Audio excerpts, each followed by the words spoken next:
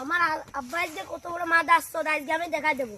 আমার নানি আসলি শুধু কচুর পাতা ভাতে, এ পাতা ভাতে, ও পাতা ভাতে, আর আমার শাউরি আলি গোশ কেনার জন্য পাগল হয়ে যায়। আজকে আমি যে দেখতেছি মনে গেল রে।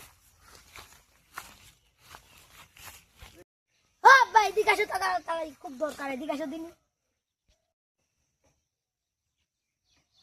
এ বাবা হিরো কি রে, কি আছে, কি বলে কি এত ব্যস্ত কা? নানি এসে গোস্ত কিনতে হবে, টাকা দাও, বাজার করতে হবে, মা পাঠাইলো। নানি আইছে গোশ কিনে খাইতে হবে, ওই কচুর পাতা ভাতের দিকে আর শাক ভেজে খাইতে দিকে যা।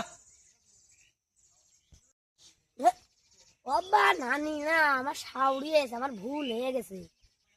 আরে হিরো তাহলে তো শাউরি হয়ে গেছে। ওই তাহলে এই নে টাকা নে, টাকা নে, 2 কেজি দই আনবি, আইনে ভালো মন্দ নিয়ে আমি আসতেছি। খাওয়া তো শাউরি আছে, এটা কথা নাকি? আমার বিয়েন সে কথা, ভালো মন্দ না যত্ন করলে হয় নাকি?